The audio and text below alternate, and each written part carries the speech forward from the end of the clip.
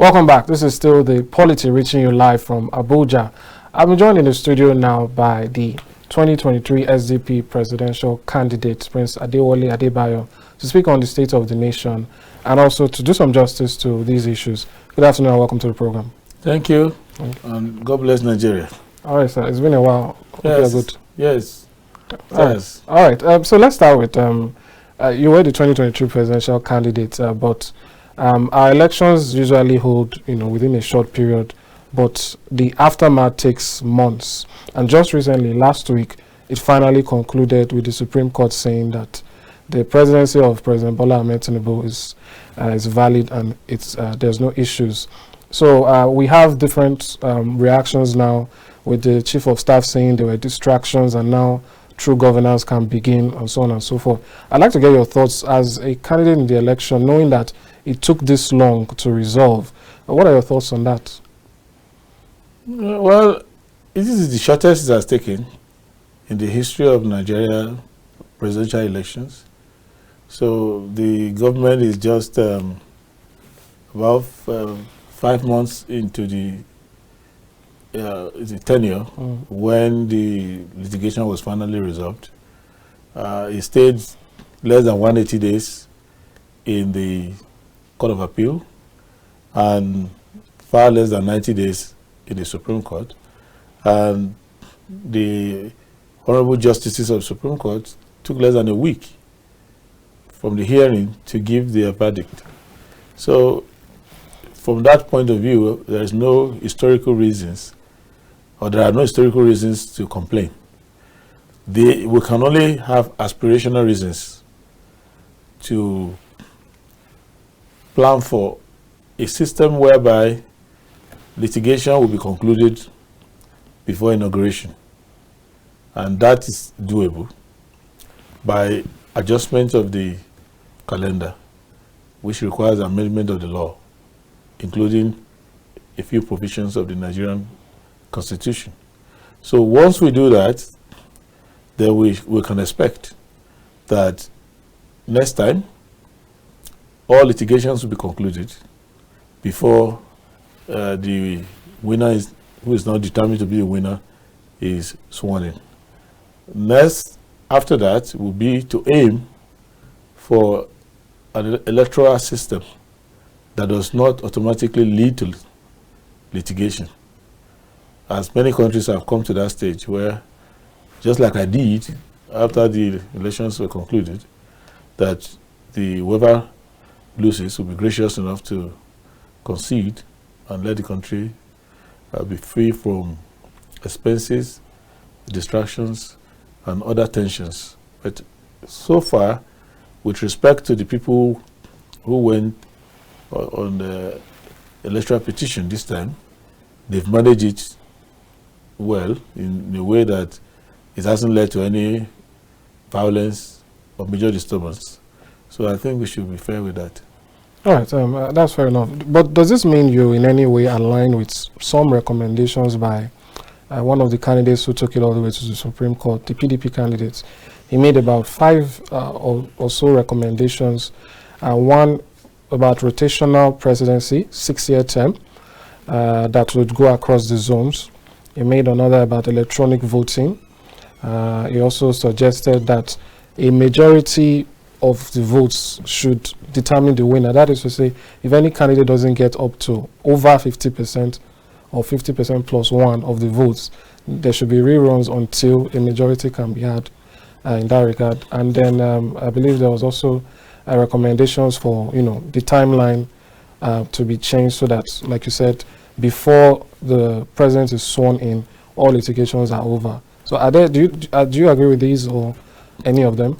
The only one that makes sense to me is the one I already spoke about, that you should shorten the time to make sure that when you start the election on time, and then you further shorten the procedure for the election petition.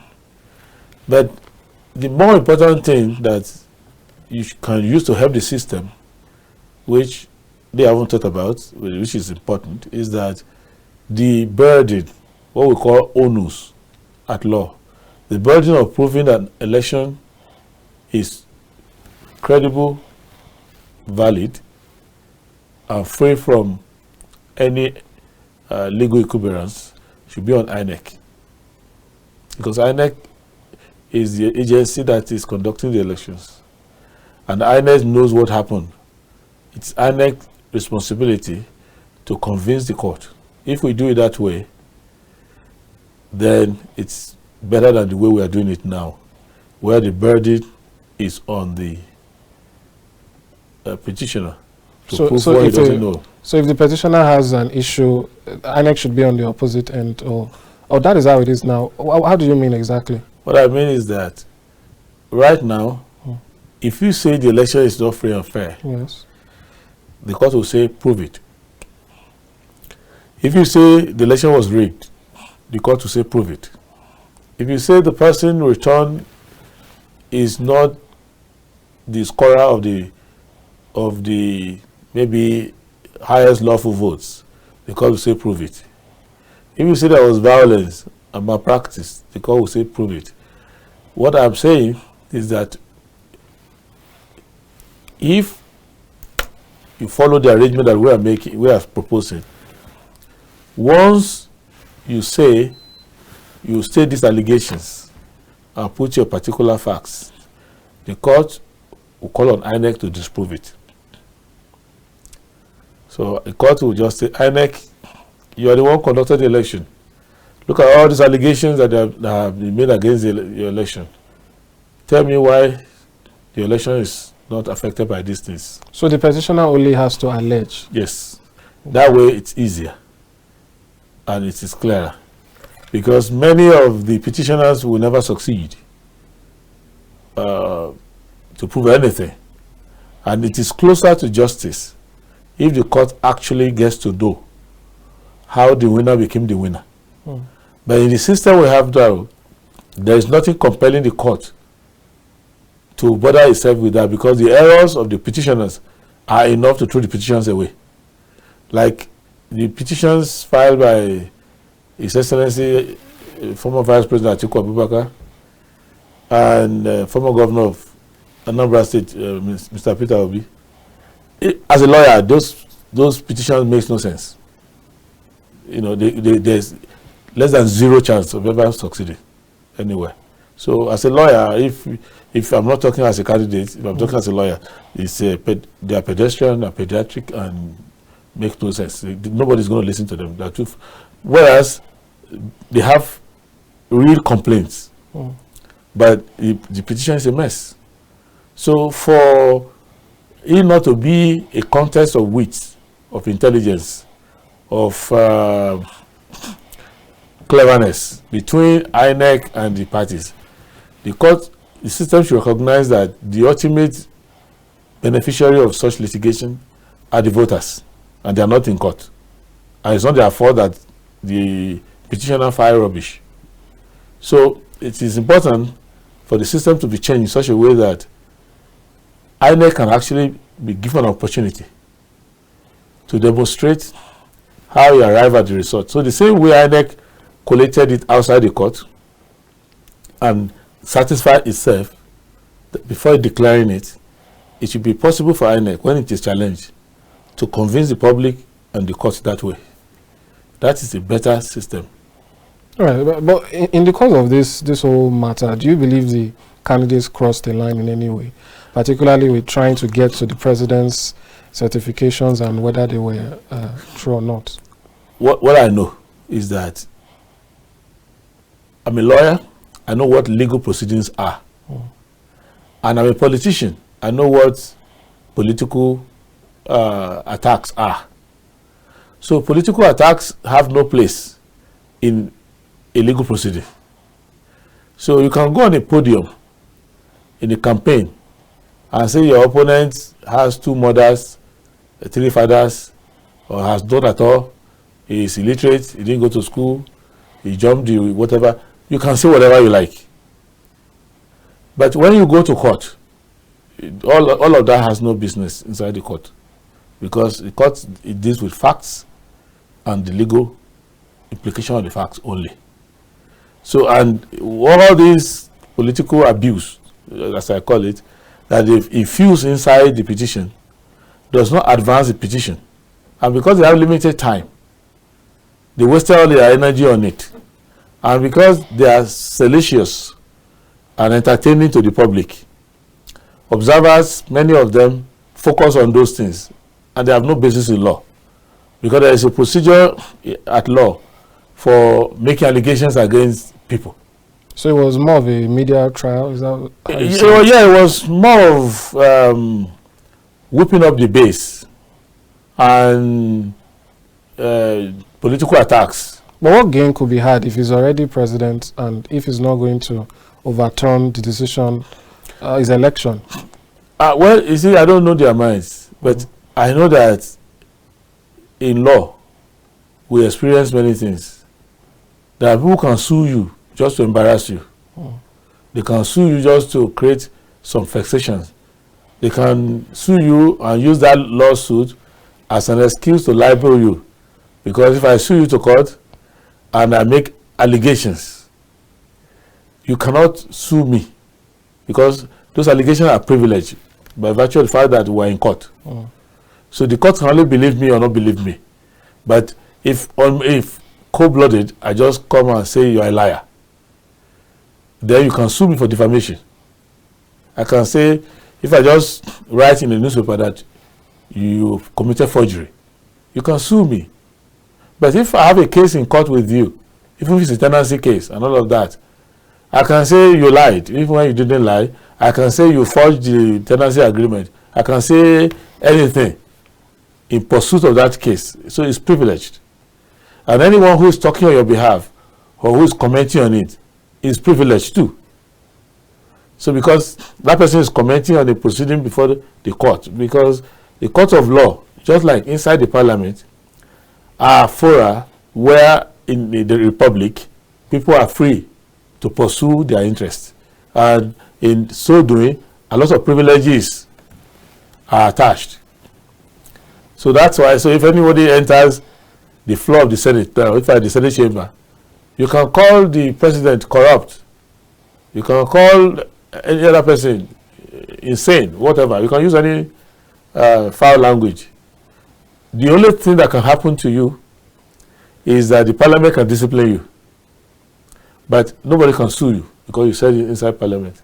So that might be part of the reason why people who have tension or some hostility or some grievances might just wrap it up together with whatever is the scintilla of proper claims that they have.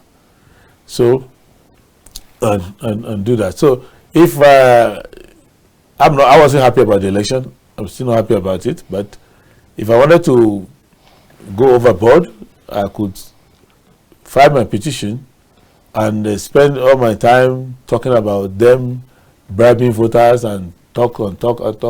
There's no limit to what you can do with it. So it is not for someone to second guess the strategies of other people. Sometimes people file lawsuits, just do it to show commitment, that they are serious, they want to be taken seriously by their supporters. And there are some supporters who would look at people like us and say, you're not fighting enough. Because after the election you just gave up, you started talking about how to reform the system. You should have fought to the end, things like that. There are people who believe that. But there are those of us who believe that what is wrong is not the candidate that won. What is wrong is the system that we set up. And if that system is interrogated well, you will see that many people have benefited from it, including the petitioners now. Both of them have been beneficiaries of 2 terribly conducted elections in the past. And the people who might be happy today that an election that is not up to the textbook prescription of it is what produced them, they may encounter injustice next time. So my focus is on how to create a system where we don't victimize one another and we do not hold the country hostage. Right. So that is what I think we need to work on. They are easy to do if everybody agrees. Right. that we cannot accept a system that we're using right away. All right. I just want to get your thoughts now on will I call it the official narrative from some of these parties involved. You spoke about opposition, which is something that came up during this election cycle. People pointed at certain parties and said, where were you the last 4 years or the last 8 years? We didn't see you. And now you want us to vote for you. But the PDP, even the former vice president himself, Alhaji Atiku Abubakar, and even I believe his members, some have even come on the studio here to say that their own issue is an issue of principle, so to speak. Someone who came here the other day, a politician who vied for House of Reps, narrated how he had gone abroad to complete his master's and had cut short his NYSC. But taking a look at what had happened in the past, when he came back, he had to redo the NYSC, and he said he did that because he wanted to have, the full qualifications and follow the law and all of that. So my question is, when the PDP and others raise these issues that the average person is put through so much scrutiny. Take for instance, if I want to get a job now, the requirements for an average Nigerian, they are very high.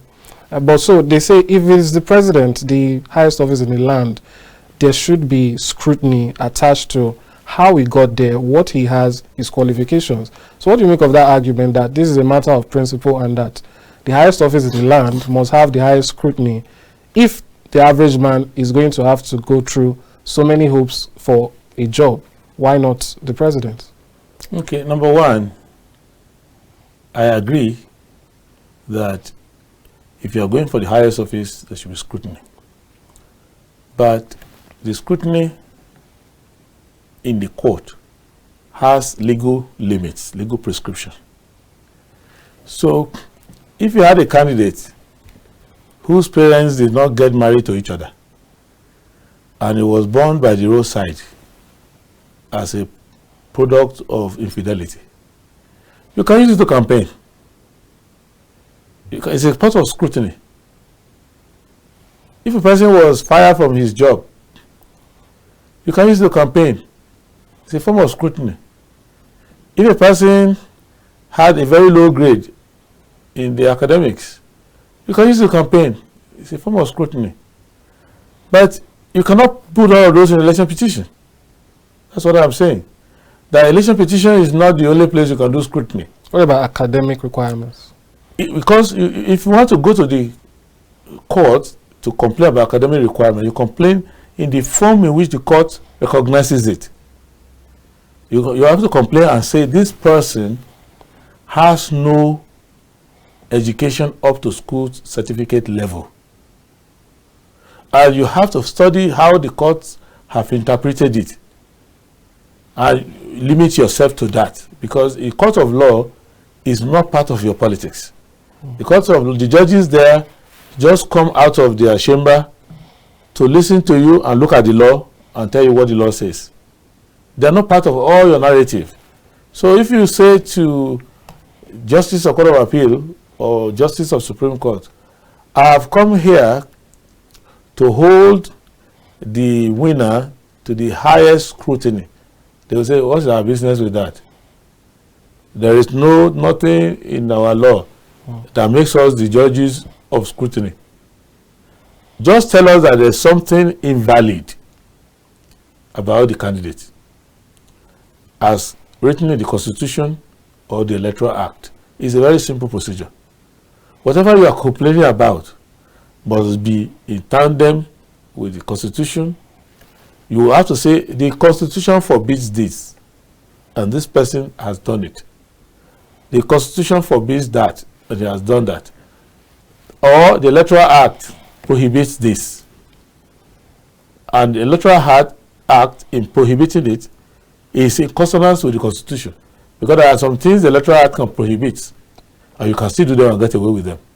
If the Constitution allows you to do that, it means that the Electoral Act is void pro tanto. It's void to the extent of that inconsistency with the Constitution. So those are the things to take into consideration. So a legal proceeding is a sober and solemn process, and it's a very strict process. And in order to avoid making unforced errors, you discipline yourself. You don't say too much. You say what you have evidence for, and you say what is easy to prove.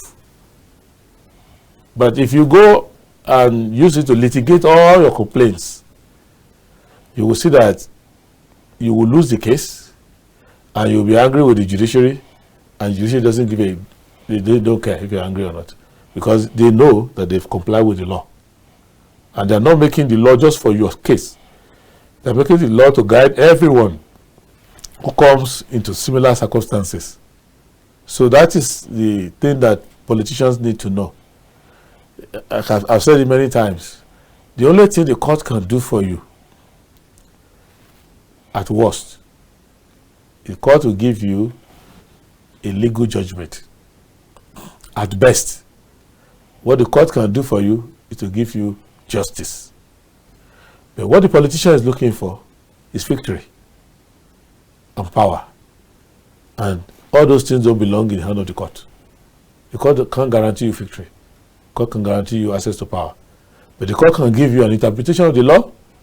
And if you do your case in a manner that has substance to it, they can give you justice. But justice to one person is a disappointment to another person. So, and justice is not for the petitioner only. It's also for the other person who you are accusing. So if you accuse someone of a criminal offense, you need a criminal grade evidence. So you need to couch your complaint in a manner in which your evidence at hand can sustain it. And if the information that you need to prove your case is not in your hand, it's in the hand of your opponent. Your opponent is not obligated to help you to win the case. So you cannot come to court and say, I have a suspicion that there's something in the box, but that box is inside INEC, and INEC must bring the box out. INEC can say, I don't know such a box, it doesn't exist. Can resist you. You can serve a paper and say, well, you serve a paper in Kano, but the person officer who is in charge of it is in Port Harcourt, and you serve us on the wrong day. Right? They can do anything to defend it. So there are many ways to hold your opponents accountable. That's one. Second point is that before you hold anyone accountable, try as much as possible to live above board yourself. Because going to do NYSC, going to do any of these things so that you can qualify to run for office is not the objective. The objective is that whether you are running for office or not, be in the habit of complying with the law. So NYSC law is binding. When I went to run for my own NYSC after university, I didn't do it because I wanted to run for office. I did it because I'm in the habit of complying with the law. Thirdly, some of the requirements you need to get a job are not required to run for office. So to work in Kaftan TV as a presenter, you are required to be a graduate, preferably in the humanities, arts, mass communication, most preferably, and with cognate experience and all of that. But you can be Minister of Education with a school certificate. Should that change, or is it okay the way it is? Because in a democratic system, you cannot use privileges to deny rights. And in our country, because of our history, the difference between an educated person, highly educated person, and a person averagely educated, it may just be privilege. And there are a lot of talented people, honest people, who just don't have university education. Adam Oshimale was a tailor, or somebody in tailoring and garment industry, working at Tezame, Kaduna. But he has leadership quality from time, and he was a leader of his union.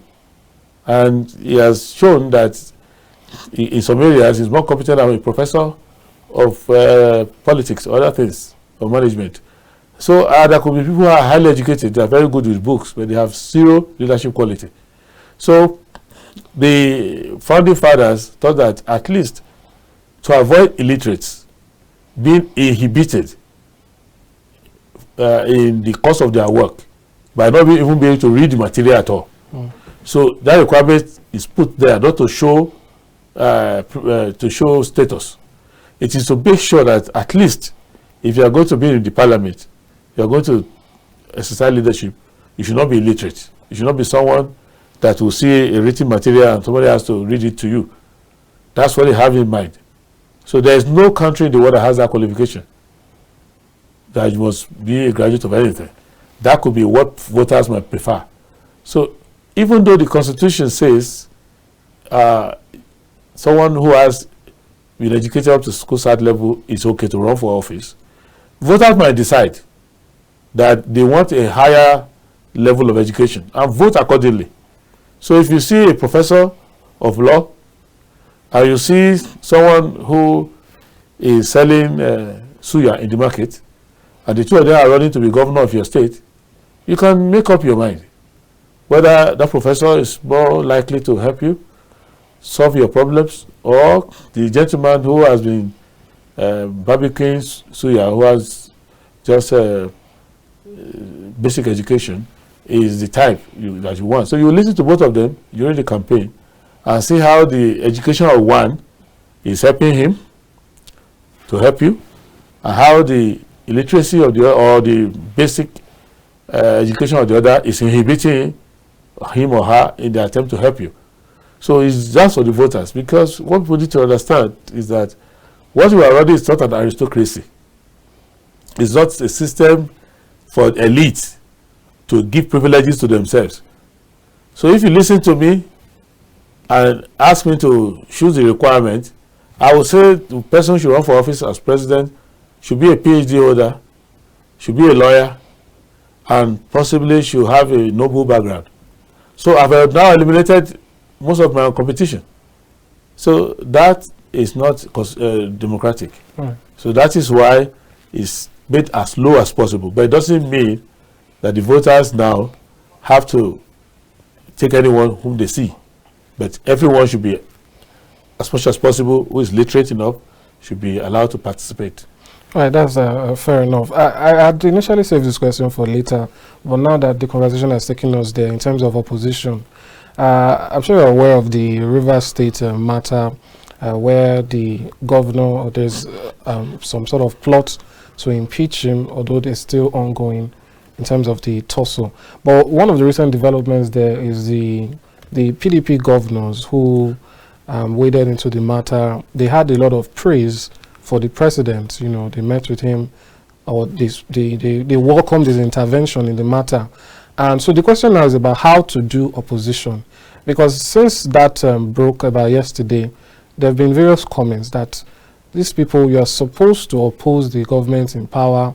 You are welcoming the president's involvement. You are being very chummy, as they call it, with the president. It's almost as though we are on our way to a one-party state, because the suspicions about the friendliness between these parties, particularly when you have the Minister of FCT being a PDP member who is, you know, working for an APC government, and even goes to an extent further where he, you know, goes to the Supreme Court in the entourage or the section of the president's people and so on and so forth. So the question is, how should opposition be done? Is it wrong to criticize the PDP for this cordial nature they are extending to the president, or should it be, you know, as it was, or as we used to see it before 2015, where we had the ACN and others constantly, you know, putting the president on his toes and, you know, not being so friendly with him? What is the proper way to do opposition? Well, the proper way to do opposition is to first realize that we are in one country, and the country doesn't belong to the president or the party in power, and that there's one Nigeria, and we are all playing in that team Nigeria. Now, second is to know what our difference is, because opposition for the sake of opposition is meaningless. So what are our differences? There are areas where I differ with President Tinubu, and since he became the president, I have been more justified in why I differ from him. And I'm watching him, hoping that one day he will change his ways and adopt some of the principles that I believe in and that members of the SDP believe in, and Social Democrats all over the world tend to be warm towards. So beyond those ideological disagreements, I don't have any problem with him in person or anything like that. Now, the next is individual acts. So it's on a day-to-day basis. If the president is driving on the highway and sees someone's dog caught in an electric cable, and the president stops his convoy, goes to rescue the dog, I'm not going to criticize him for rescuing a dog. There's no opposition in that one. That's a human and humane act he has done. So opposition is not about, it's not attached to the person. It's attached to the act that the person has done or the omission that the person fails to do. So if you have two public officers who are verging on irresponsibility, and it happens within the domain of the president, because Sim Fubara is the governor of Rivers State. So Rivers people are stakeholders in his tenure, stability of his government, and his own behavior. And all the people in Rivers State that Sim Fubara govern are the same people that President Tinubu governs too. So that way, President Tinubu is a stakeholder. Even if the other side has no connection to him. Just that Sim Fubara, even if it was Sim Fubara and his wife that are fighting inside government house and is disturbing the welfare of the state, the president has a stake to call the husband and the wife and say, come and see me, or go and see them, or send an emissary, either way. So that is his head of state function. He's not doing that as an APC member. He's doing that as head of state, not even doing that as president. He's doing it as head of state, the component of head of state that is there. The same way, if it's a case between the governor and the traditional ruler, anything that could lead to breach of the peace, that's that. More closely, the person being fingered as the counterpart to the fight happens to be an employee of his, the minister of the FCT. So he has a duty to see that if the minister of FCT is minister of FCT, he focuses on FCT and faces his work. So he has a responsibility to call that one to order. So the two of them are under him. The governor is under him, the minister is under him. More so, from what I gather in the media, I've not done independent research on this matter. What I gather in the media, the forum was a meeting of the National Police Council, where the two of them he is the chairman of it, and the two of them are members. So he will seize the opportunity to talk about it, and that forum has the IG of police there as well. What has been happening around that controversy has had implication on law and order in the state, because I understand that it's not unconnected with the reason why the House of Assembly suffered arson and they set fire on it. So that's, to me, any person has an interest. For the PDP, the only interest they have in it, or PDP governors, is that the two gladiators are members of their party. Otherwise, they have no interest in. They should have no interest in it. It's a Rivers State fracas. Yeah, but there are people, some are saying that why doesn't the PDP have structures to resolve that issue, internally? I don't know what the issues are, but it might have more to do with a Rivers problem than an intra-party problem. It may not be a party issue, because it's not like they're fighting over the structure of the party. If they are fighting over control of the state government is not under the PDP, even though the governor is from PDP. No, but the stakeholders in the state are the people of Rivers State, and anyone who has interest with them. The governors are welcome. You get the point of me? The governors are welcome to intervene. But if what they tend to do, a person of a higher authority is already doing it, they might just want to encourage the party, because it is presumable that the president will have higher authority over the two parties than, for example, governors who just have moral authority. And if you recall another statesman like Chief Edwin Kegbudo Clark, when he was making his own pronouncements, he didn't call on PDP, he called on the president. So it shows to you that it's more likely that everyone who is involved will call on the president. So if the Inspector General of Police has a report either of what has happened or what is imminent, the Inspector General of Police will not go to PDP people. It will go to the president. If the Director General of the DSS has some serious information about it, it will go to the president. So it's likely in the past, maybe another president might not show interest, might have waited for it to manifest itself further, or might take side if it thinks that it's of political advantage. But if the one who is there now, so far, I don't know what he will do tomorrow, has managed to step in and using his good offices, it is not contrary to legitimate opposition to acknowledge that he's taking the right step.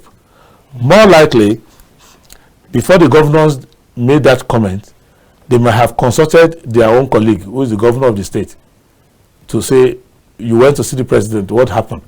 And the governor of Rivers State himself, who is at the center of the situation, might have given them a positive report, which is beyond what is available in the popular media.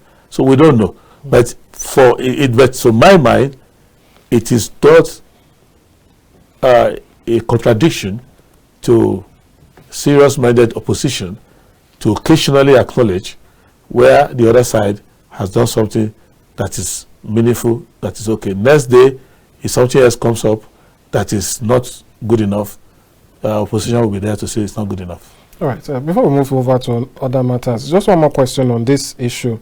The FCT minister has said that he will not allow anyone to take his structure that he has built for years, and then without admitting to anything really. He says those were his comments. Also saying that people should not take an ethnic view of the ongoing issue between himself and the current governor. So I don't know what your take is on that, especially the part about a politician becoming irrelevant if their base is taken from them. Well, I'm not a political scientist, and I'm not from Rivers State, but I'm highly interested in the matter because from the point of view, what would I have done if I was president?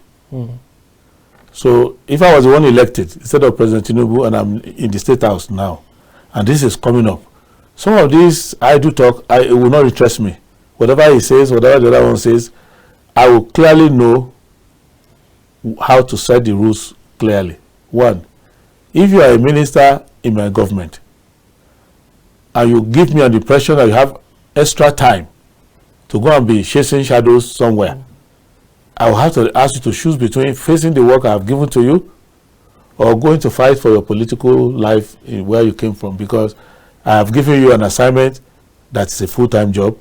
I want to focus on that. If I find out that the governor of the state, he has a hand in setting his own House of Assembly on fire, just because the House of Assembly members are trying to exercise a constitutional privilege that they have, whether they are doing it rightly or wrongly, there are measures to deal with it. So if I find out that the governor has a hand in it, then I will have to call the governor into the State House in Abuja here and ask the governor, do you want to be a governor, or you are looking for me to give you a state of emergency? Because if you are using your own hands to set fire like Nero on your own Rome, and this is going out of hand, don't be surprised that I have powers to do in your state what you fail to do, which is to be law-abiding, to respect the legal system, and to understand that it's different between you trying to save your own career and keeping state apparatus running. So if your own career as a governor is under threat because of what the House of Assembly is doing, then take legal steps, but don't take illegal steps. And if you have political problems as a political leader in this country, if you have political problems, I can help you solve your political problems. So if I find out that the two of them, for example, are professed Catholics, I might call on leadership. If I see that they are from the same state, I might call former governors from that state. I might call different stakeholders to ask that they should try to talk to them, but clearly warning the governor that you better have it resolved, because I'll make sure that violence ends. Because anywhere, any part of the country where there is violence, the president is failing. More so, if you look at it, we had in the country a foreign head of state, the Chancellor of the Republic of Germany, on state visit here. And the people of Germany will be concerned that he's in a country that is witnessing political violence. So they may ask him to cut short the trip. He may not be happy. They may overshadow what we are trying to do. It should let the people who are involved in it to know that what they are doing, which looks to them like a street fight or fighting for territory, has serious implications on the federation. But also, Rivers is not an ordinary place when it comes to our economy.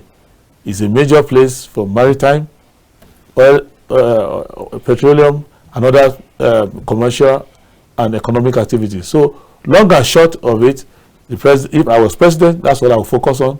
All of the other side talk and idle comments by any of the parties will not register with me at all. I will lay down the rule clearly, and I will make sure that they follow it clearly, and I give them a short period of time to resolve it. I am not saying that if they have political disagreements, they cannot I can't force them to be friends, but I can force both of them to be friends of the law. Right. Imagine if anything happens tomorrow and the National Assembly has reason to serve query or impeachment notice of President Tinubu. Do you expect him to go or encourage people to go and burn the National Assembly? So you don't expect that. So those are the parameters that I will focus on. But whatever is their own political shenanigans, then the people of Rivers State should take note of them. And next time, I believe there are people in the state now who will be regretting not voting for Abe, because Magnus Abe of the SDP would not have been involved in any of this rascality. So it's also a lesson to the electorate that you don't keep a political party perpetually in power. They will ignore you and feel entrenched enough to cause commotion. That's fair enough. The way you would handle it. So let's really go to another issue now that is causing some level of controversy that Nigerians are interested about, is the supplementary budget and some key aspects of it. If you recall, the president has given, I believe, about 2 speeches so far, if I'm not mistaken, where he speaks to Nigerians about what we are going through and how it is necessary. Some of the things we are going through. He says we should bear with the government and that is working on them.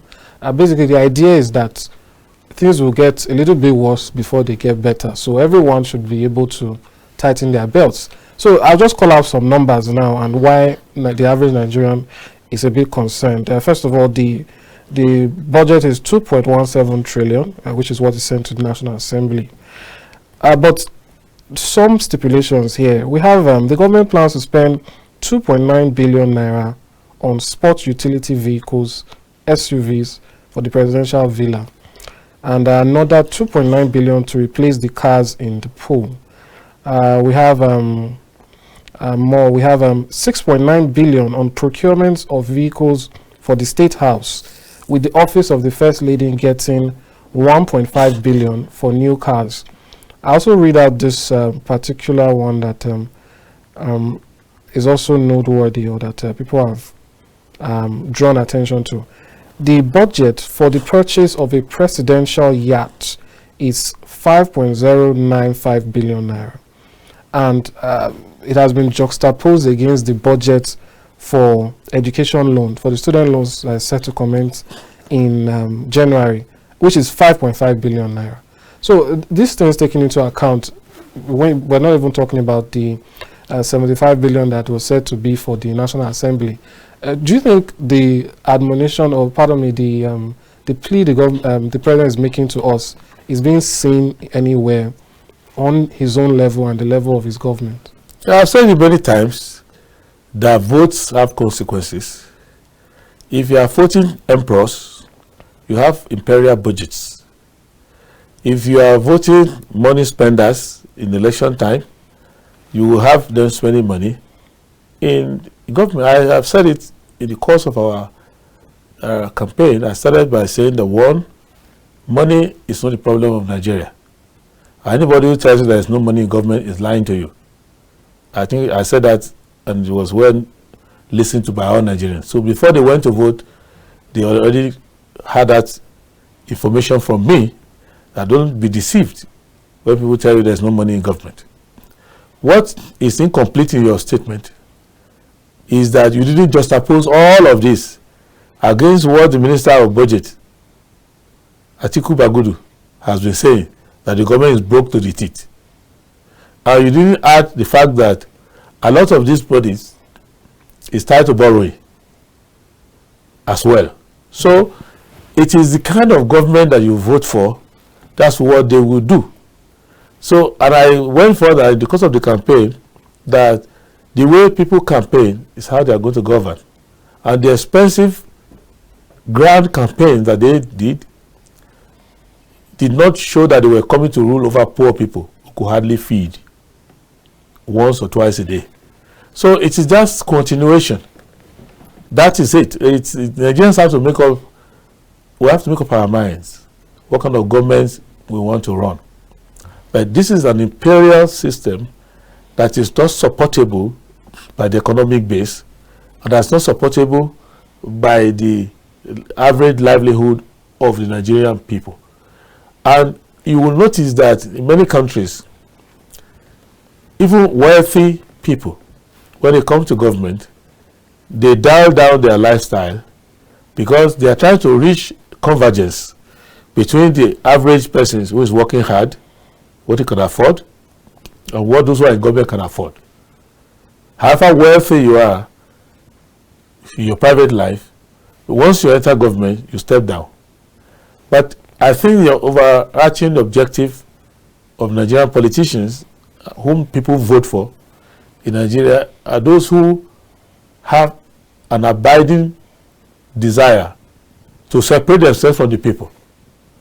That one of the signals that people would use to judge whether you are in government is suddenly to see you repainting your house, coming with SUV, your lifestyle changes, withdraw your children from public school, put them in private school, and your wife going to Jerusalem twice a year, Mecca twice a year, go on shopping, go to Dubai, go to... So then they will say, why? What happened to your neighbor? My neighbor got a political appointment. They say, oh, no wonder. So that is what you are seeing. And it is left for the people to tell themselves first that they are not going to vote for people like that anymore. And when they have people like that in government, to express to them that they do not approve of this kind of lifestyle. But can I ask, what are the options, particularly when you take a look at the National Assembly? One of the worries people have is that across board, no one, as far as I know, last time I checked, no one amongst those many lawmakers has come out, the SDP, the PDP, the Labour Party, none has said, you know what, I don't want the car. Don't involve me in this. You know, nobody has voiced opposition. They're a club. So that means there are different parties. So what Well, we have told you before that people cross parties. In the course of the campaign, it was clear that people cross party lines, but it doesn't make any difference. That the establishment people, you know them. So go to all the parties. Majority of the people they brought back are still the same establishment people. So what choice do Nigerians have? They had enough choices. They have Nigerians. The reason why people like us are running and other people are running is because you will want to shut the mouth of those who don't have choices. If you want radical revolutionary choices, you have Showore there. If you want social democratic choices, you have people like us. If you want to continue with the status quo establishment politicians, God bless you. You have Tinubu there, you have Atiku Abubakar, you have Peter Obi, you have Kwankwaso, you have those establishment people. But don't you think it's your choice? Like yours should be distancing themselves when such happens? You can see me here. I'm distancing myself. But the issue, the lawmakers. The lawmakers in our party, we told you before, you could see that many of the lawmakers in our party were in APC last just 1, 2, 3 months before they came to SDP. They are part of the establishment also. Exactly, and we kept saying that, generally speaking, that it is the choice of Nigerian people. We're making comments now. The politicians might be looking at you and just be chuckling that, what are you saying? We will take these same vehicles to our constituency and they will throw parties. So you can be in a TV studio, or the person who ran for president and didn't win the election can be hyperventilating on television. But in reality, the people of my constituency are waiting for me to bring this vehicle home. Because the constituency where I come from, my home constituency, I've seen some of the forum where the ordinary voters who are trekking on their foot with not well-placed shoes on their feet are saying to their representative, don't sell the vehicle, bring it to our constituency, we want to see it. We want you to be in the, I can show it to you. Right, so Mr. Adebayo, just a moment. Yes. Let's hear from one of our callers. Hello, good afternoon. Good afternoon, you're on to the POLITY. What's your name and where are you calling from? Hello?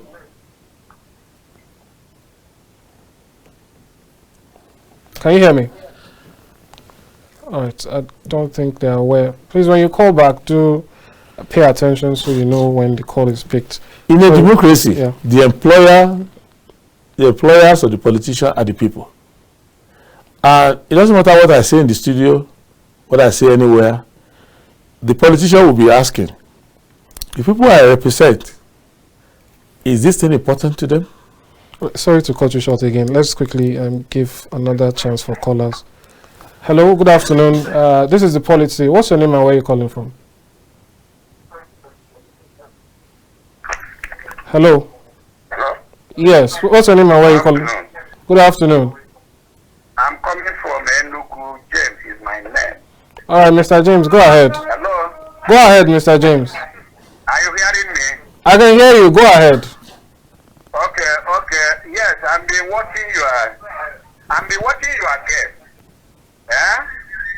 The resource person there, the lawyer, he was telling us that we should vote people of our choice. Last election, we voted those that are our choice. But they're not the people on the throne now.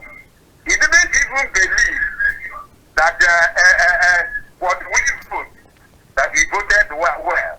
He made mention about those that petitioned the person on the throne now, that the petitioned wrong. I don't even know how the petition was wrong, because on the presidential election, we had even a parliamentary election as well. That is House of Rep and the Senate elections. Those other ones, they went well, but the presidential election didn't go well. Oh. And he was telling us that those who petitioned very wrong. And instead of saying that the appeal court and the Supreme Court supported INEC the wrong way. He said that they did a nice job because it's law. And when you asking him, what of qualifications? He said qualification matters nothing. I think he said he's a lawyer, telling us that qualification doesn't matter. What matters is someone who can cast. They say he voted and he got his vote. All right. We know. All right. It is wrong. Mr. James, can you get to your question, please? He's not leading us very well there. Thank you. All right, thank you. I guess that is his contribution to the matter. Yeah, it's good to listen, but what I can tell James from Enugu, I suppose, is that in our legal system, we have put the judges. We have put the judges in charge of the interpretation of the law. And because we go before judges to argue, and because we are trained potentially to become judges ourselves, we separate our personal sentiment or political bias when we are interpreting the law. And what the Supreme Court and the Court of Appeal have done is according to our law. What James might push for, which is part of what I was recommending, that we needed to change some aspect of our law, but the judge is not going to violate the law in order to validate your concerns about politics. With respect to qualification, I don't know if I was a dialogue, I would have asked James whether he can use school certificate to become a doctor, or whether he can use school certificate to become an engineer, whether he can be engaged as a pilot to fly a plane with only a school certificate. Even with a school certificate, you cannot be a nurse. But those who wrote our constitution said that you must be educated only, that's the minimum, to school certificate. And it doesn't mean you must pass well. No, even if you have F, that is the law. So I'm not going to change the law.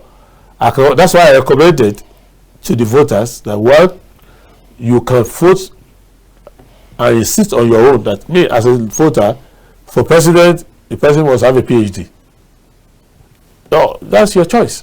But under the Constitution, that is not what is there, and the courts are meant to interpret the Constitution. So there is nothing controversial there. Then regarding people you voted for are not the ones who are there, there are two ways to look at it. The people you voted for who are there, at least you admitted that the National Assembly election went well. Yeah. So the National Assembly election that went well, it means that the people you voted for are the ones there. So how are they behaving? That's one lesson you have to, that's one question you need to ask. The citizens have to still hold them accountable. Secondly, the other person who you didn't vote for, who happens to have come in there, you have to find out whether there are other people other than you elsewhere who voted for the person, because the decision is not limited only to your constituency. So there are some people today, and thousands of them, who only voted for me. But that's them voting for me. But there are other people who voted for other people. So that's how democracy works. All right. So sorry, we've run out of time now, but it's been great hearing from you and getting your thoughts there and recommendations for going forward. Thanks so much for coming. Thank you, and God bless Nigeria. Amen. All right, that's all we'll take on the program for today. Don't forget, the Polity reaches you live from Abuja every weekday, 2 p.m. to 3:30 p.m. We will be coming to you once again tomorrow. Mercy Babajide will be here. As for now, goodbye. See you. I'm Amadin Ogbewe.